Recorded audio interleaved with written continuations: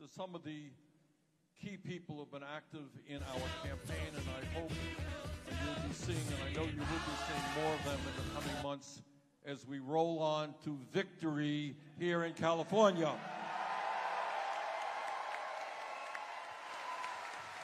So please, and before we get to some of our staff, let me introduce somebody I know you already know, my partner for the last 30-plus years, my wife, Jane Sanders.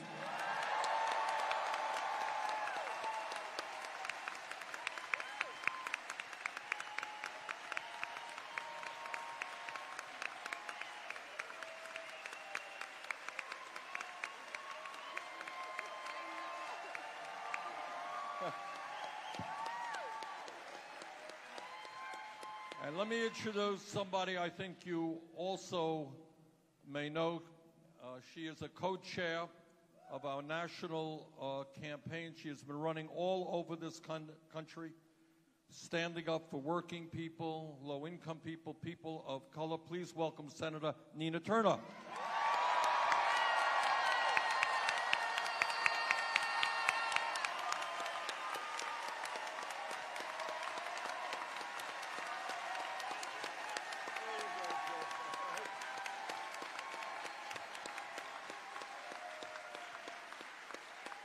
And let me introduce to you a young woman who's doing a great job heading up our campaign effort here in California, Renee Spellman.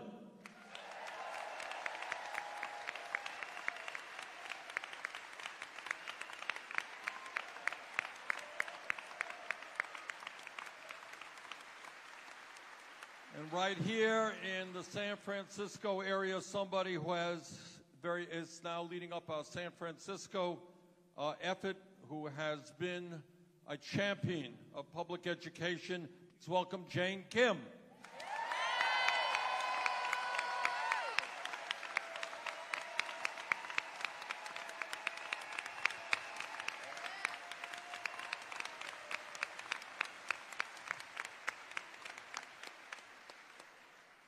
I'm going to introduce the panelists in a moment, but before I do that, what I want to, no, before we begin, no, I'm sorry, I have the mic down, I'm going to keep the mic. All right, the issue, okay, if you can't, okay, thank you. Thank you.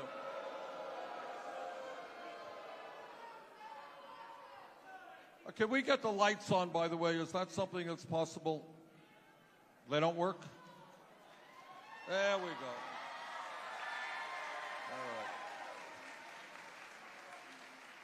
No, that's not any better. That's all right. I guess there aren't overhead lights. Okay, so you can dim those, please. Here's the point that I wanted to make today. We live in an unprecedented moment in American history.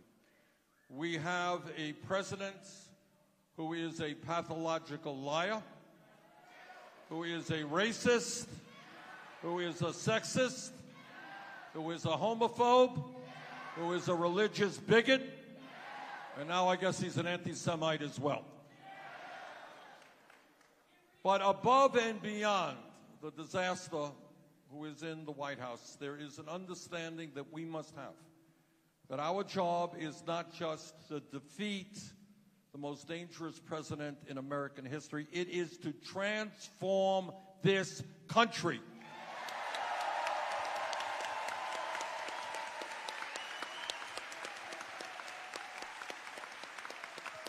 And that requires us, and this is my main point today before we get to the panel, it requires us to think big, not small. It requires us, you know, Nelson Mandela said something, and I don't get it quite right. But what he said is nothing is possible until it happens. You got that? Nothing is possible until it happens. And that means if you think small, if you think that nothing will happen, be assured nothing ever does happen. if you have the courage to think big and to think about economic justice and social justice and racial justice and environmental justice, if you think big, we make that happen.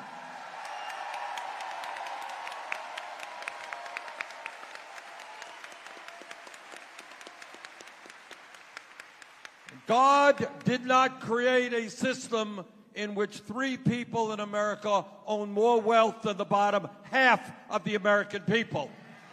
That was created by politics, and that can be undone by politics.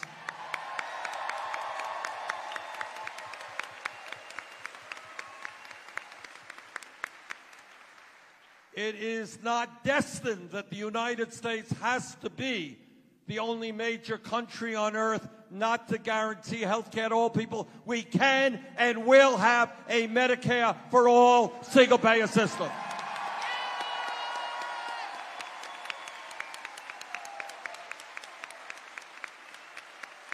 It is not destined that in California and throughout this country we have over 500,000 Americans sleeping out on the streets. We can and will build the affordable housing, the low-income housing this country requires.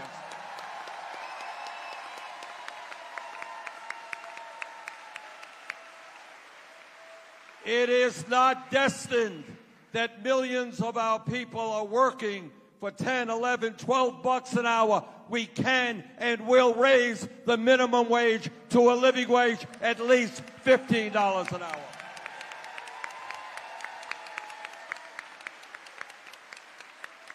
It is not destined that politicians be able to take away a woman's right to control her own body.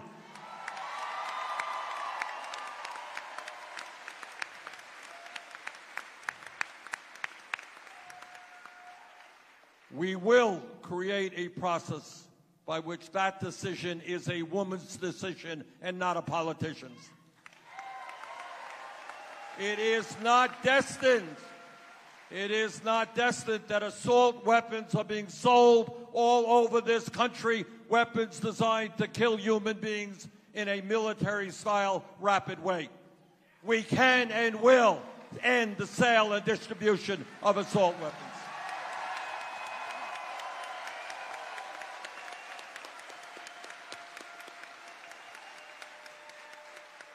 Today, we are here to touch upon one of the major issues facing this country, and that is the crisis in higher education. And what that means is that, in my view, and I think the view of most people here, certainly our panelists, they understand, and I understand, that in an economy and a technology which is changing every day, if we are to have the best educated workforce in the world, we need to rethink what public education is. And that means it is no longer good enough for public education, free public education, to be from K through 12th grade. We need to make public colleges and universities tuition-free.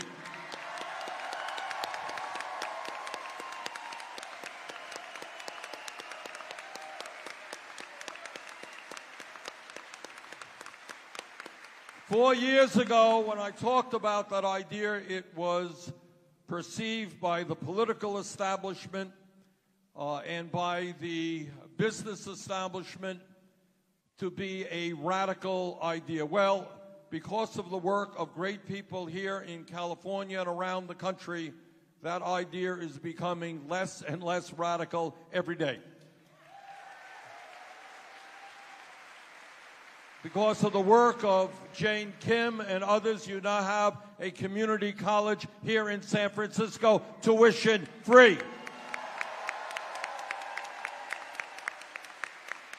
And that's a big deal. And in Los Angeles, in Tennessee, in New York State, all across this country, we are making significant progress. And last year, New York University School of Medicine announced that their medical school would be tuition-free.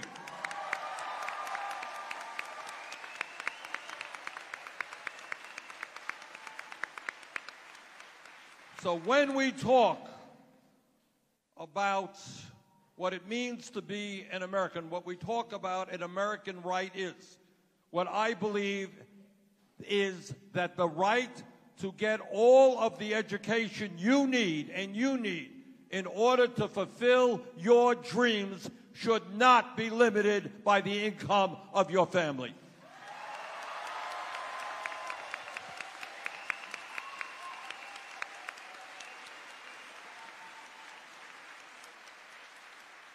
Now, some people say, Bernie, you know, your idea of making public colleges and universities tuition-free and then doing something else which is really important, canceling all student debt in America.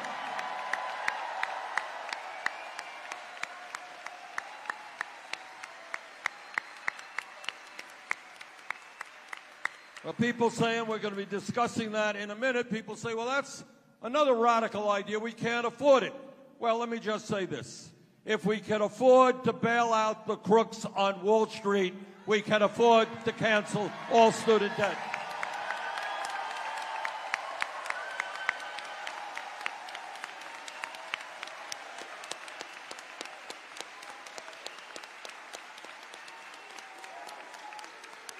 If we can afford to give well over $1 trillion in tax breaks under Trump to the 1% in large profitable corporations, we can afford to make public colleges and universities tuition free.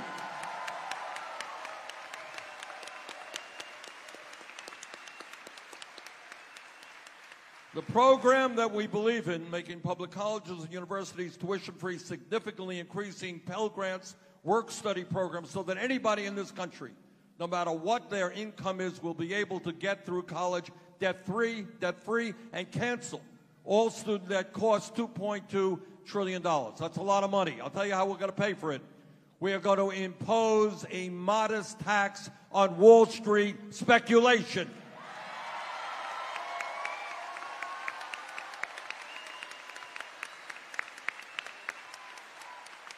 Which will raise $2.4 trillion, more than we need to do all of this. So today we want to focus on higher education. We want to focus on what it means to leave school deeply in debt and how it impacts so many people's lives. And we got a great panel to do that. Let me begin by introducing Freedom Siom, who is a Filipino-American principal of a local high school, and he will tell you his story. Freedom?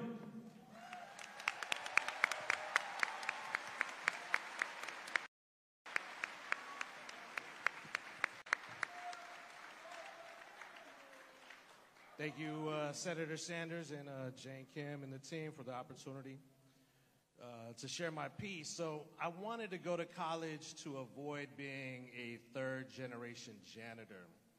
And contrary to my Filipino mother's wishes, I did not go to school to be a pharmacist. I decided to become an educator. And after my first year of teaching, my former wife was diagnosed with brain cancer, which led to my first default on an $80,000 student loan debt. Medical bills backed up and stacked, and I did go bankrupt. So I left the classroom and started working in a school as an administrator to help pay down my debt. And as a teacher, I always had a second job for additional income, so it wasn't that much of a change.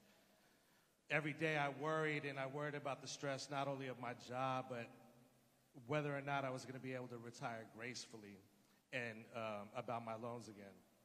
This worry became depression, and I quit my job, and I defaulted one more time on my loans. It took me about 4 years to come out of that slump, and I'm finally on a repayment plan that is currently at about $1,200 a month. And in February, my payments will increase to over $2,000. Because of the defaults, my current debt is at $115,000. Because I was about 19, 20 years old when I took out the debt, my parents were co-signers on the loan, and if I can't pay that back, their SSI and retirement could be in jeopardy. I considered leaving the country, but could not let lenders garnish my parents' retirement. I am a very proud high school principal here in the San Francisco area. Represent area.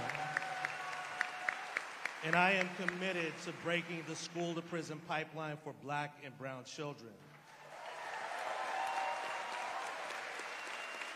As an educator, I am preparing my students to be college and career ready, but I don't want them to be saddled with the same debt I am in. And I love being an educator, but there are days that I wonder how much easier it might have been had I not went to college. Thank you.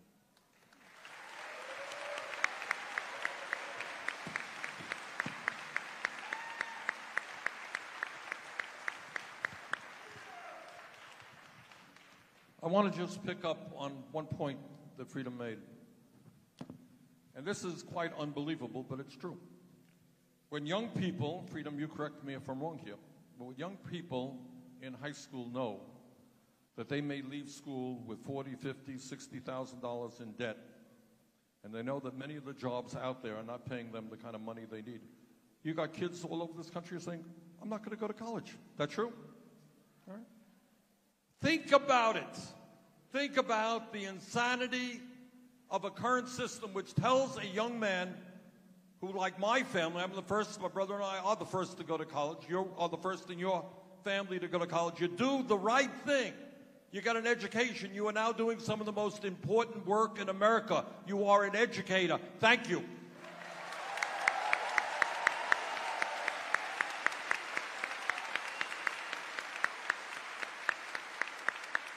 Should somebody who struggles from a working class family, your parents were janitors, to go to college, to devote yourself to the young people of your community, why in God's name should you have to deal with so much financial anxiety when you did exactly what you were supposed to do and what the society wants you to do?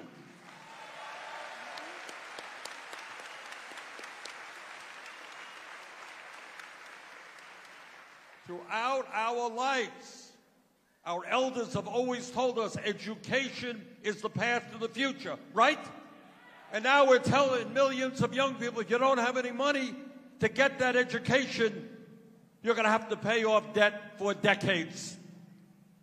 Brothers and sisters, that is not acceptable. And together we're going to end that absurdity.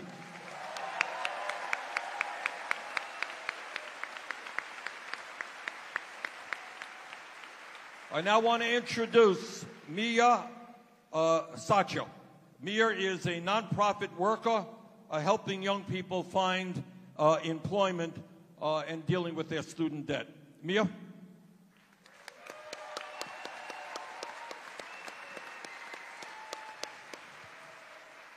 So I grew up in a small town in Texas, lots of farms, and both of my parents didn't go to college, but they told me if I worked really hard, graduated high school, that they, didn't have savings, but they would do what they could to help pay for me to go to community college. Then, after I graduated high school, my parents cut me off because I'm trans. And they couldn't handle having a trans kid, even though I was their only son or daughter. I became homeless, and I had to delay my education for a number of years, but eventually I went to City College of San Francisco, thank you, and I also transferred to be a part of the first trans-inclusive class at a women's university, Mills College in the East Bay. Woo-hoo.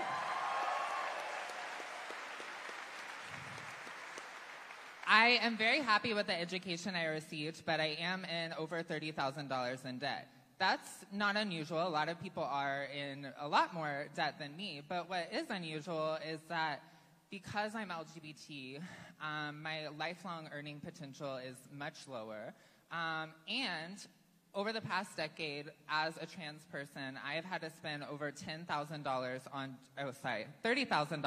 just my trans health care.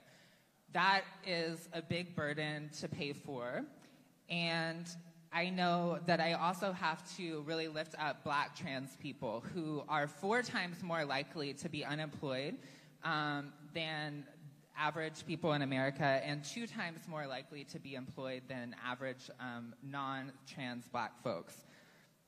You know, I work at a nonprofit helping people find jobs, helping them do budgets, improve their financial future. I know a lot of the tools to get out of debt, and they're not working for me. I'm spending over 60% of my income just on rent alone, and I can't even make the minimum payments on my medical debt or my credit card debt, and I'm embarrassed to say I haven't been able to make a single payment on my student loan. I thought I was close to start paying my student loan when I broke my arm while I was in between insurance and ended up with a $2,000 medical bill for one doctor's visit. I thought I was close to start making payments, and then I had a housing emergency, and like 63% of Americans, I did not have $500 or more in savings to cover this emergency. So I got a payday loan, and I'm going to be paying that off for a very long time. You know, I can't dream of buying a home. I can't dream of getting married. I'm still single. Or, you know, I can't even afford a dog. So please, please, please don't tell me that skipping coffee is what is going to pull me out of poverty.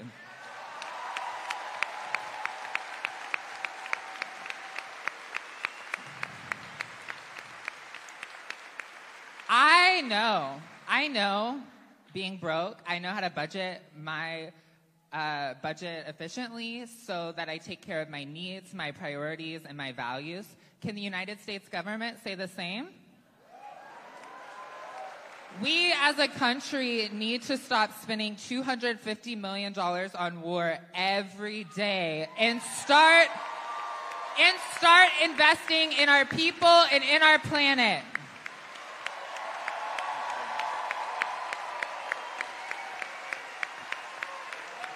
Thank you, Mia.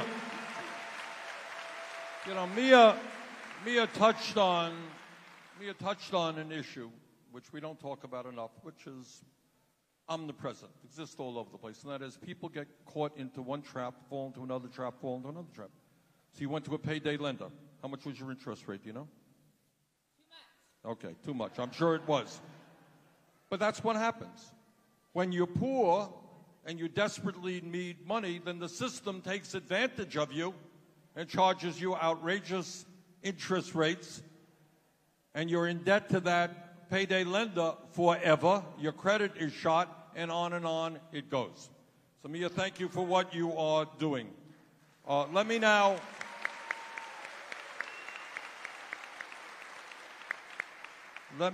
introduce Gabriela Lopez, who is the youngest ever and first Spanish-speaking member of the San Francisco Unified School Board. Gabriela.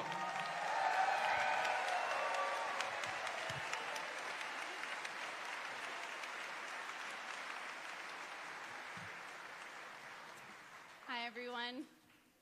I've been in public education for over 10 years as a classroom teacher, a prison educator, an arts instructor, and now on the board, which is an unpaid elected official position. My concerns with navigating the higher education system began in elementary school when I first dreamt of becoming a teacher. As a student learning English, I wanted to be an educator because students needed to have models who understood what it meant to be first generation and what it meant to be low income. I was the first in my family to go to college, and I did not have the support or understanding of navigating that because my parents didn't have the tools to guide me. My parents' working day began at 4 a.m., and for my father, who was a truck driver, extended into the evening. Lack of good neighborhood schools meant my commute began at 5:30 in the morning to the affluent communities where my mom cleaned houses. That work ethic got me through 8.5 years of schooling and a master's in education while working 2 to 3 jobs. But I still landed, thank you. I still landed in $80,000 in student debt, and that is more than a teacher's salary who has been working for over 10 years. High monthly debt on top of high rents in the Bay Area is so concerning it can impair our well-being. I've experienced many mental health issues due to financial stress that I've had to suppress when entering the classroom. I'm thankful for different services to help with money management, including weekly food pantries and home energy assistance programs, but I had to cash out my teacher retirement savings in order to help with my current financial load. Canceling student debt would change my life forever.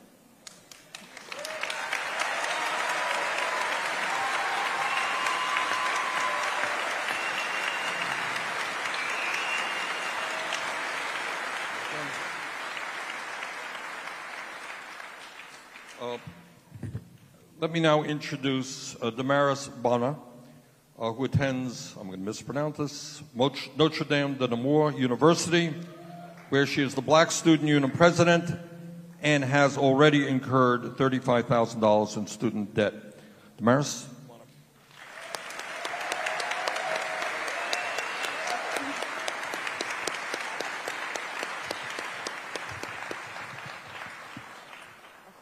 I don't like microphones. Growing up as a black girl in San Francisco, I saw a massive wave of gentrification and systematic inequalities that affected me and my surrounding community. However, I didn't want to let these scenarios define me. I wanted to fight for social justice, and I knew that the most powerful tool in order to do so was a higher education. I'm currently enrolled at Notre Dame de Namur University, where I'll be a junior come Monday. Thank you.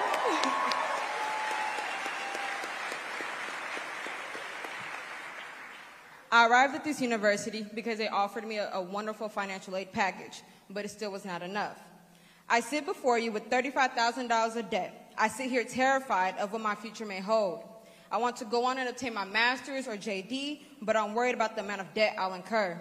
I'm worried about the financial constraints I'll face, and I'm worried I won't be able to afford living in my home state, California.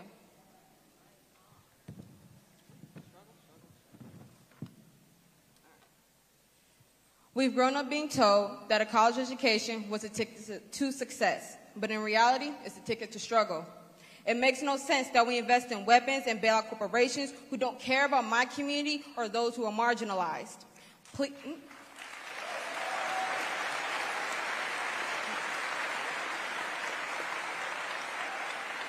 right. Please understand, when you make college affordable, you allow for people who look like me to have dreams, to envision a bigger society. We are the future of America, but we are drowning in debt.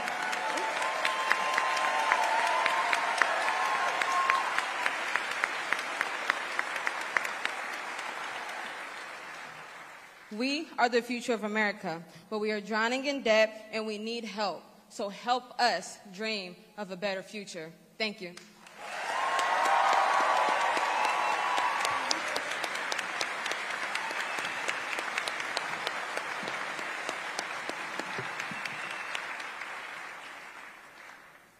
Before we open it up to questions and comments, let me just say this. If anybody thinks that what we're talking about today up here is radical, then you don't know what's going on around the rest of the world.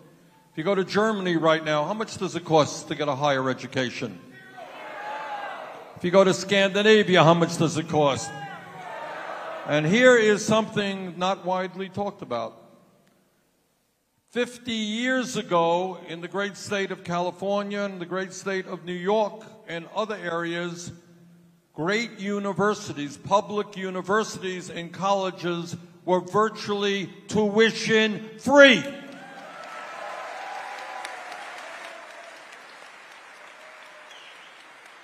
So we have got to ask ourselves, how does it happen 50 years ago this country could afford to provide opportunity, virtually free college and graduate school to its people, and today, increasingly, that is becoming unaffordable and leaving people like this deeply, deeply in debt. Change never takes place unless people are prepared to fight for it. Change never takes place unless people have a vision of where we want to go. And all we are saying today is that every person in this country, regardless of his or her income, has the right to get a higher education. Maybe it's college and university. Maybe it's going to a training school where you learn how to be a carpenter or a sheet metal worker. But whatever it may be, financial impediments should not stop you from fulfilling your dream. That's it. Nothing more, nothing less.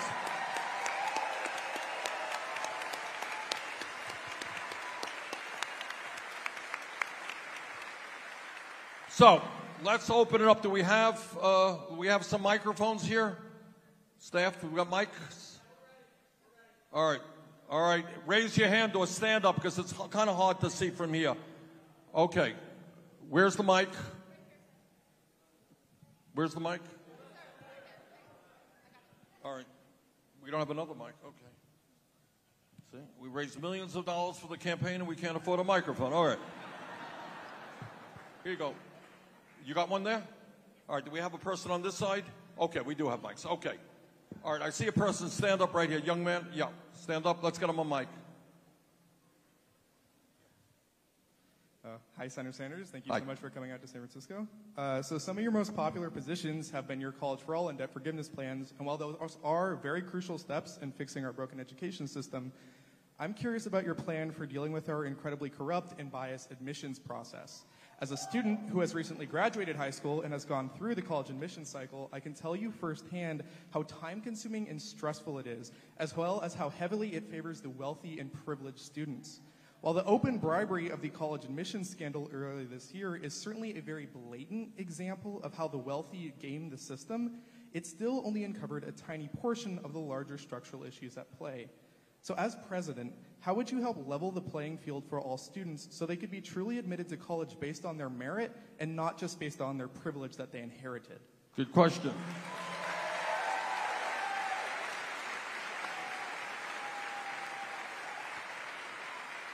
I think, as I understand your question, again, I'm a first-generation college student in my family, but if my dad went to Harvard or to Yale, I would have a leg up on you getting into that school. Is that right? All right, and I think we need to sit down with the presidents and the leadership of colleges and universities all over this country and end certain universities being the universities of, how shall we say this, prestige and wealth. And I think we need to make sure that the doors of all universities are open to all people, regardless of income, based, as you say, not on who their parents were, but on their abilities. So we're going to try to do that. Okay, we're going to go from right to left. I see a hand right there. Yeah, sir. All right, ma'am. Yeah. Hi, I'm Noemi Ziegler, and I love you. Thank you. Thank you so much for inspiring millions and millions of people. I have two questions. I'll try to make it quick. One is, in the next presidential debates, will you let everybody know that Joe Biden was responsible for making it harder for students to discharge their through bankruptcy? Yep.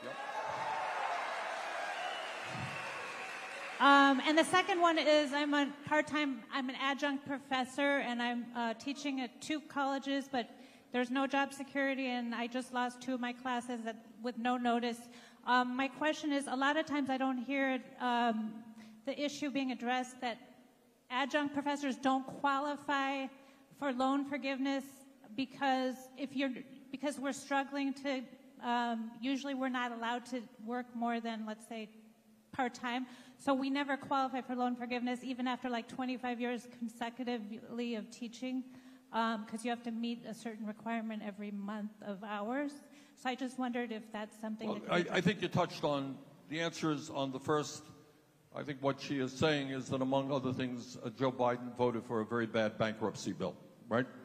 Which did some really bad things for working families in this country. But the second point, I have been astounded. I have sat down with adjunct faculty in various locations in the country, and I don't know if people here know it. I mean, they are being treated like Walmart employees, often having no guaranteed income, often not being able even to get the health care that they need. There is a movement all over this country to do away with tenure tracks, to treat people simply as part-time employees at low wages. Am I right? All right. I mean, what we have got to do, if we're going to have the best educated workforce in the world, we have to honor our educators and give them the security and the respect that they need. So this is an issue that needs this is a big, big issue that's going on from coast to coast. But obviously, we want our faculty to be secure in their positions. We want them, if they earn tenure, to have tenure. And we want them to have the kinds of security and income that they need to be in order to be able to do their job. So thank you very much for raising that issue. All right, let's get a question from right here. Okay. Yes, ma'am, right here, right up front. Yes. Here's a microphone coming. The microphone's not on.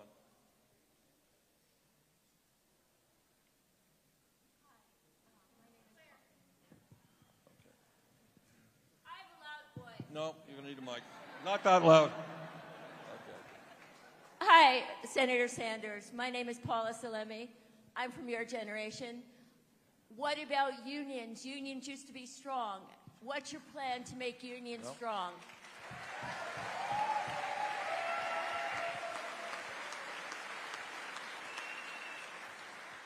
Well, if you go to my website, where we have all of our programs outlined, you will find that we have introduced the most comprehensive and progressive worker union legislation in the history of this country. And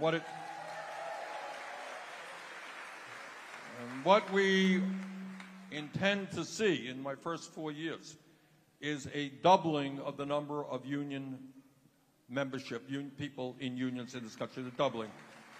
And we do that in a couple of ways. Right now, the truth is there are many millions of American workers who want to join a union, but it is very hard now for unions to do the organizing that they should be doing because of opposition from employers, illegal opposition. So what we say is if 50% of workers in a unit plus one sign a card, that's it, sign a card, they have a union.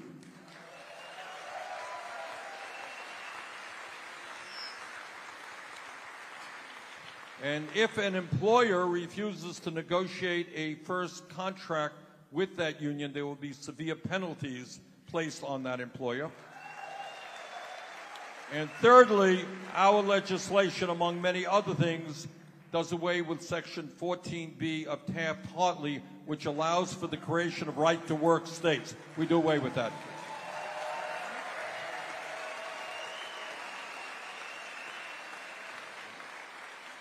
Okay, let me get a hand over here.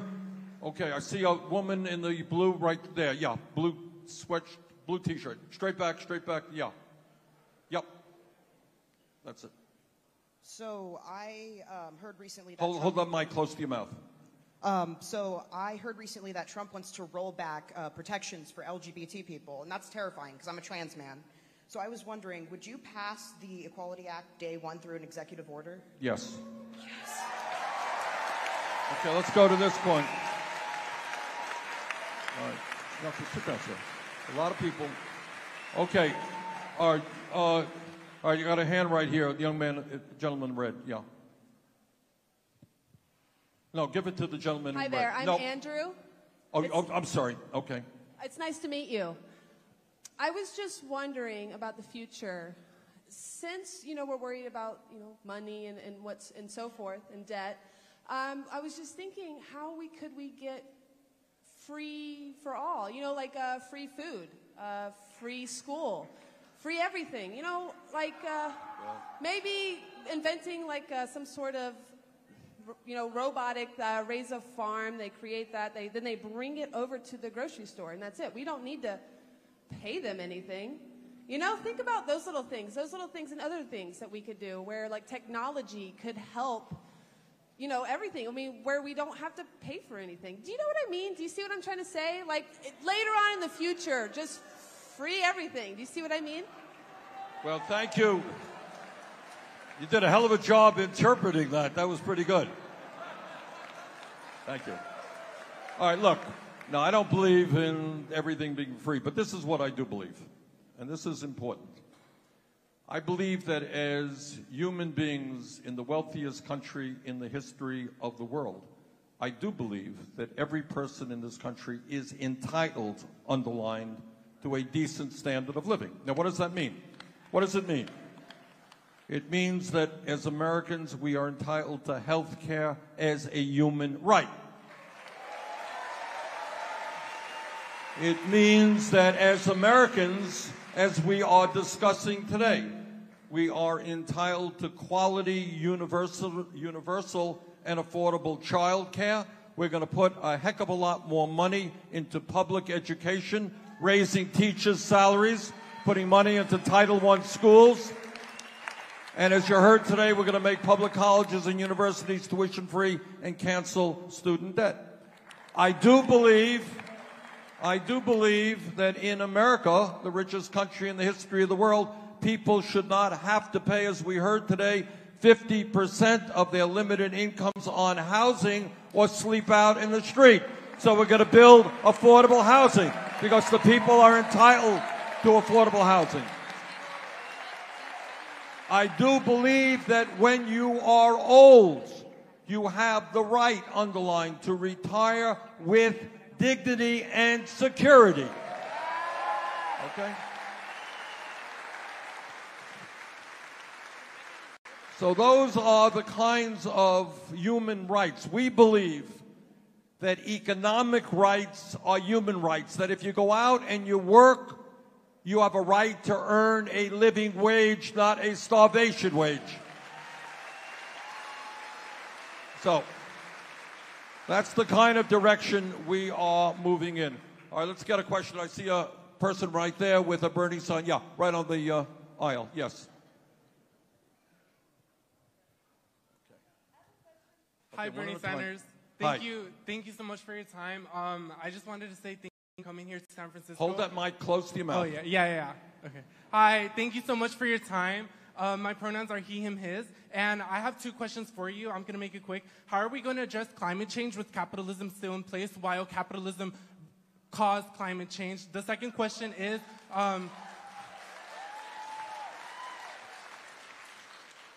it's more of a comment, but we must abolish ICE. And how are you going to address police brutality? Police brutality? Police brutality. I think I got the questions. Look, in terms of climate change, and I'm sorry I didn't mention that in my opening remarks, we just yesterday, as it happens, I was in Paradise, California.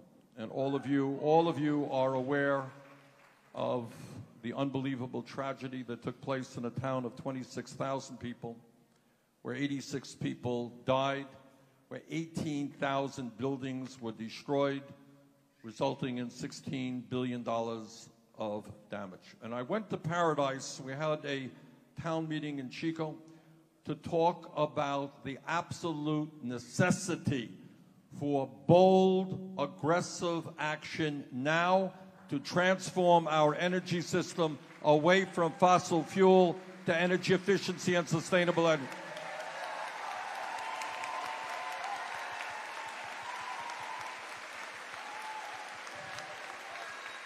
Now, I want to just say on this issue, this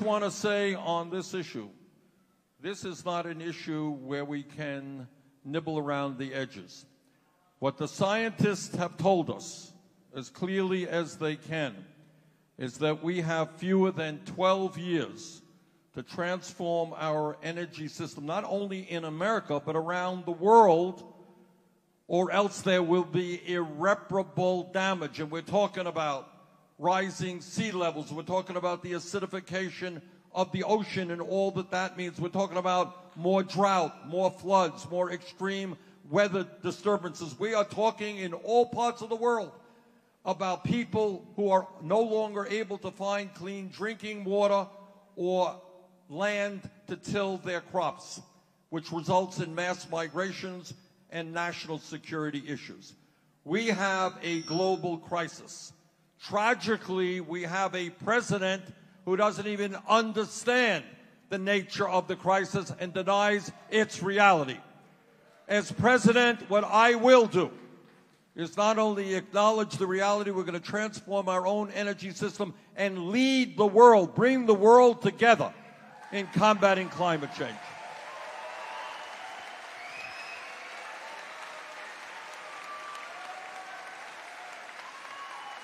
Okay, I think we got a hand right there, that gentleman. Yeah.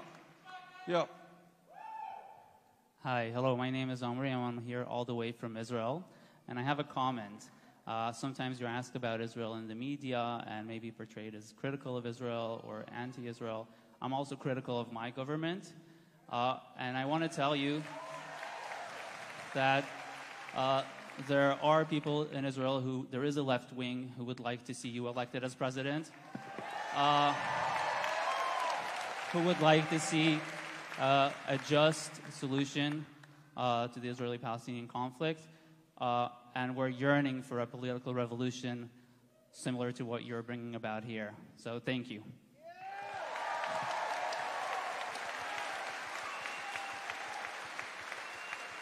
Just let me say a brief word on thank you for your remarks.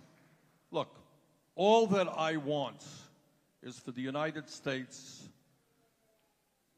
to create a level playing field in its treatment of Israel and the Palestinian people. Israel has the right to live in peace and security. The Palestinian people have a right to live in peace and security.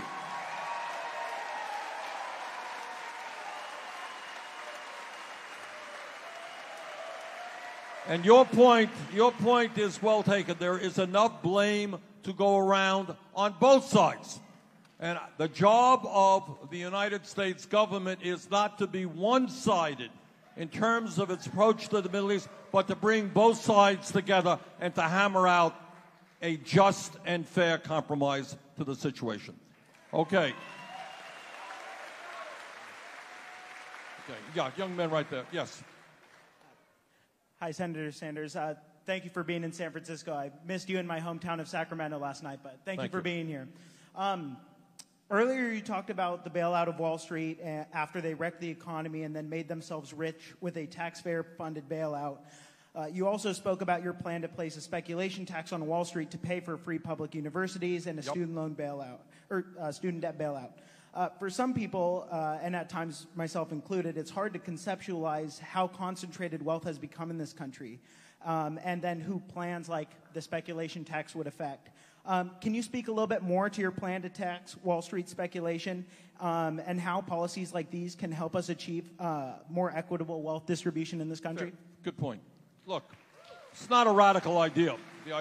This is not a radical idea. The idea of putting a tax on Wall Street speculation does a couple of things. First of all, it raises $2.4 trillion over a 10-year period, which, as you indicate, we use to make public colleges and universities tuition-free and cancel student debt. But the other thing it does is it tampers down the kind of speculation which is so dangerous for our economy. High-speed trading, for example, is not a good thing.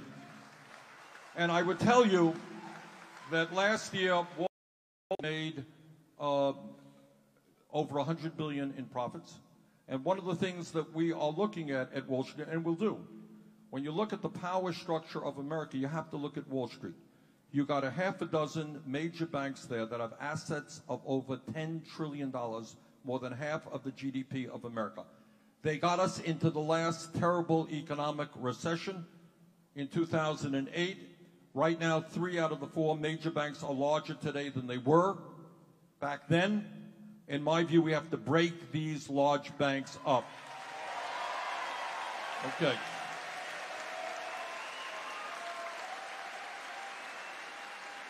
Okay.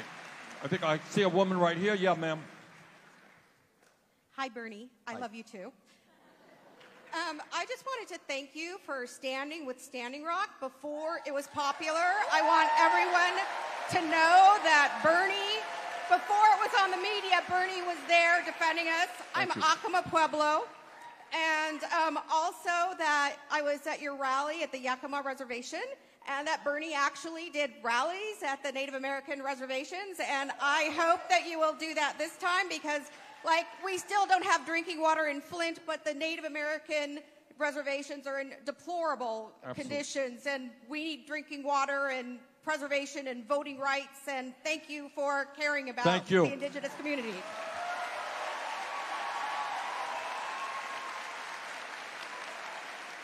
You know, thank you very much. You know, some candidates spend their lives running around to wealthy people's homes and doing fundraisers. We don't do that. We really don't. And that gives us, you know, our campaign exists because, I don't know, we got a couple of million contributions averaging $19 a piece or something like that.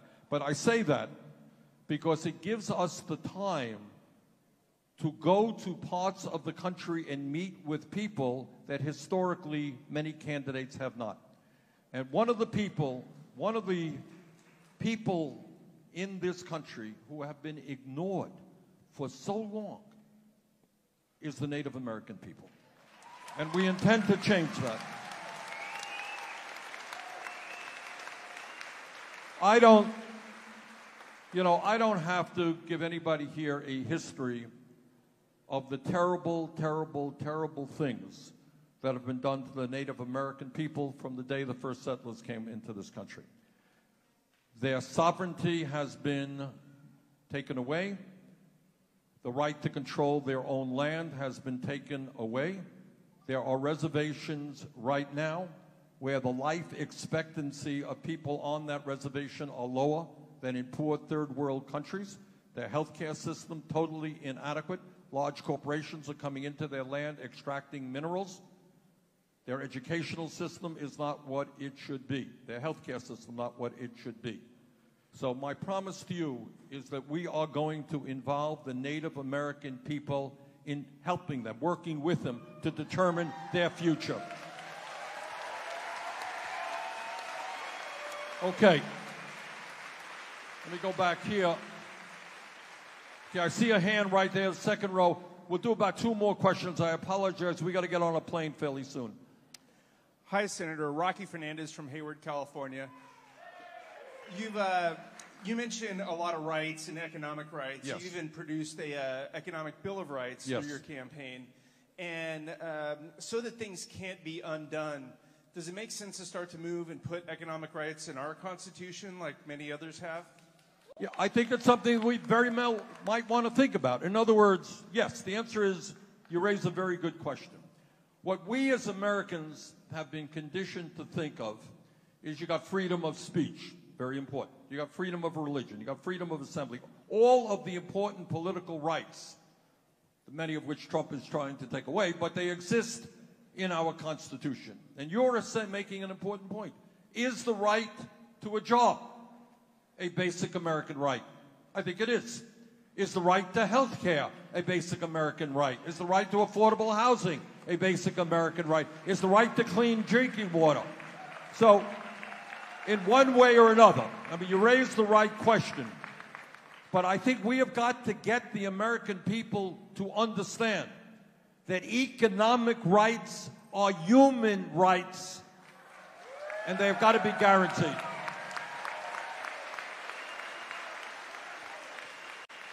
Okay. I see a hand. Woman right here. Yeah. Hi, Senator. Thank you so much for coming. In an article written by Jasper Burns for Commune Magazine, he writes an in-depth article about the Green New Deal and the massive undertaking it would be. The article ultimately outlines that we cannot have a Green New Deal and live as we do. American society and that of many industrialized nations is frankly unsustainable. My question for you is, how would you prepare the American people for a complete lifestyle shift in order to save the planet? Well,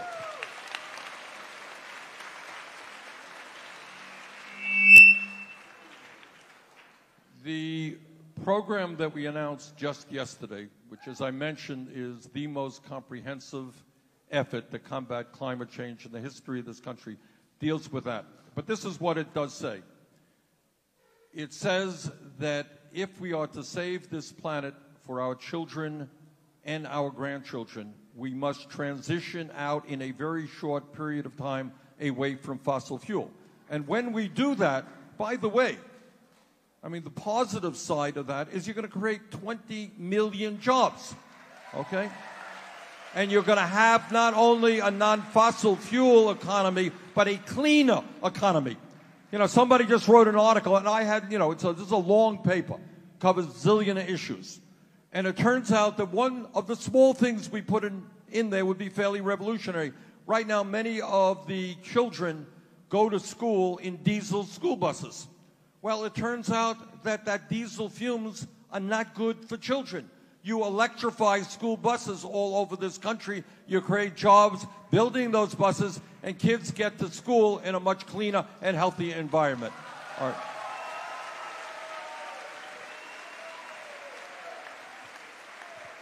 All right, we have got to get going. I got a plane to catch in a bit. I'm sorry. Yeah, I just can't do it all. All right, let me conclude by thanking our panelists, because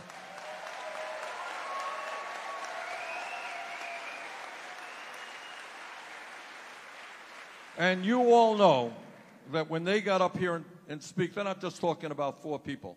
They are representing tens and tens of millions of people who are experiencing the same problems that they are. So I thank them for their courage getting up here and speaking.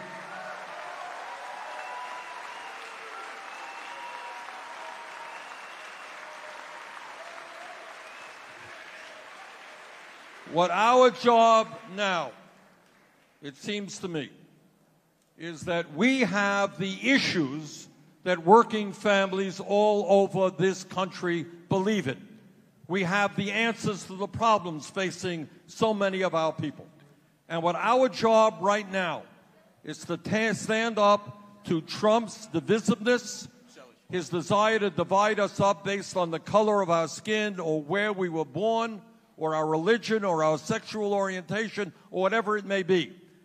Our job is to come together around an agenda that works for all of us, not just wealthy campaign contributors.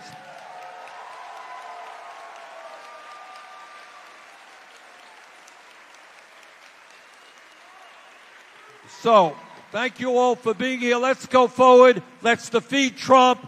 Let's transform this country. Thank you.